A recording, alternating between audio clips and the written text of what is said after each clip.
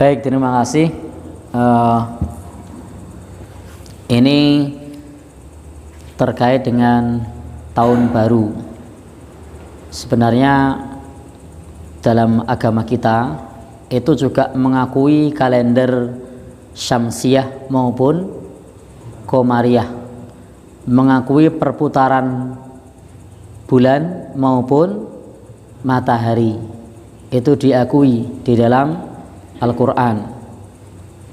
Maka Allah berfirman, huwallazi ja'ala syamsa diya'a wal qamara nura wa qaddarahu manazila lita'lamu adadas sinina wal hisab. Nah, Allah yang menjadikan matahari bersinar dan bulan bercahaya, dan agar orang-orang mengetahui bilangan tahun dan juga perhitungan, dan Allah sudah menentukan orbitnya atau manazilnya.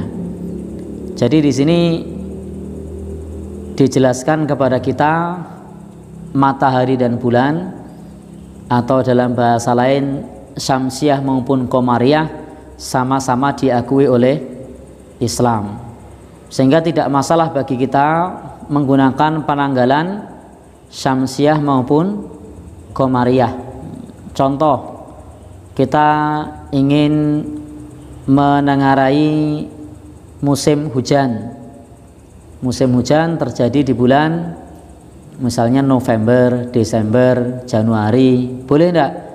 Boleh, enggak masalah. Hanya saja memang kalau kita lihat dari latar belakang kalender ini berawal dari orang-orang Roma yang penganutnya penganut pagan atau penyembah berhala, yang kemudian diadopsi oleh Nasrani, sehingga seperti kalender yang saat ini.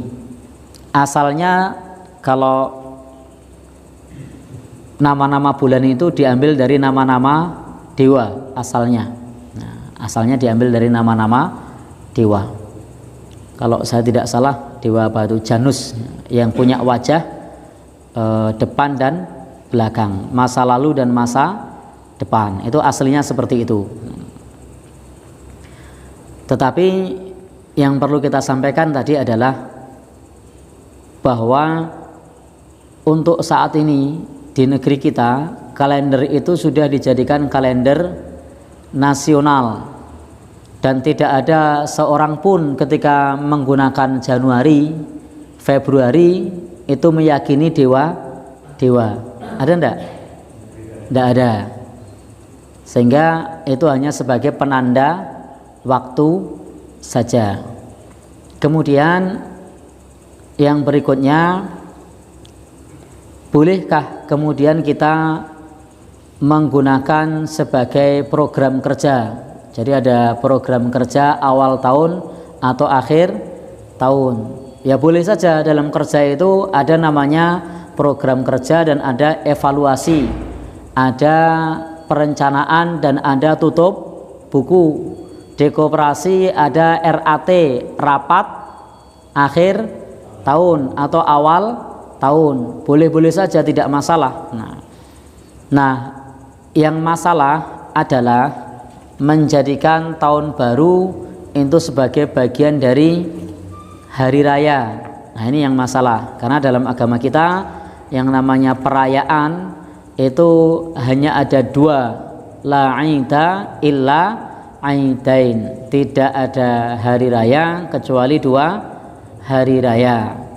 Tidak ada hari raya kecuali dua hari raya, yakni Idul Fitri dan Idul Adha. Lalu bagaimana kalau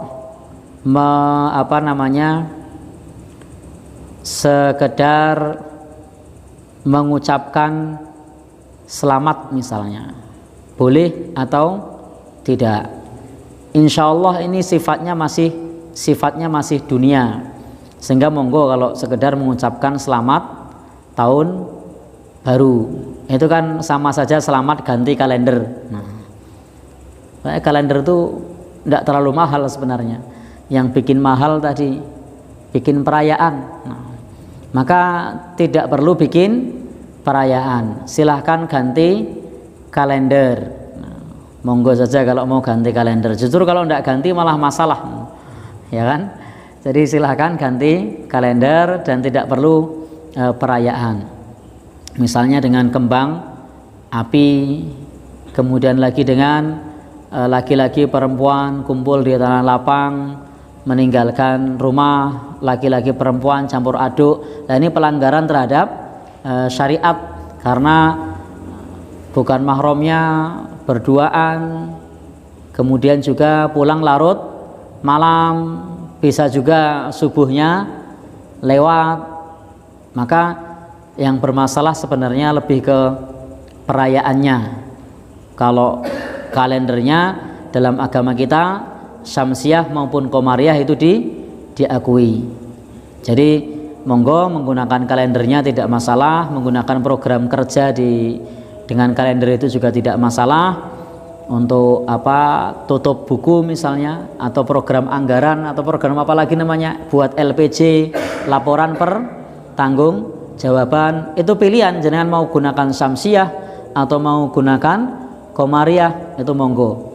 Yang jelas kalau untuk perhitungan ibadah itu kalendernya pakai kalender Qamariyah, haji Qamariyah, puasa Qamariyah. Nah, tapi kalau untuk program-program kerja di luar ibadah itu monggo silahkan, tidak ada masalah.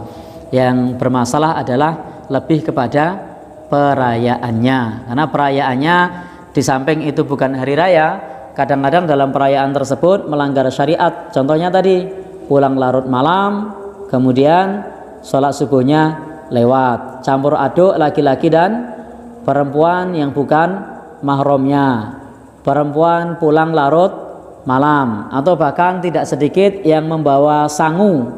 Apa sangunya? Biar seger. Nah, naudzubillah, minuman keras. Nah, kemudian juga faktor-faktor lain yang maksiat yang terdapat di situ. Maka lebih baik hal yang semacam itu dihindari. Wallahu alam bishawab.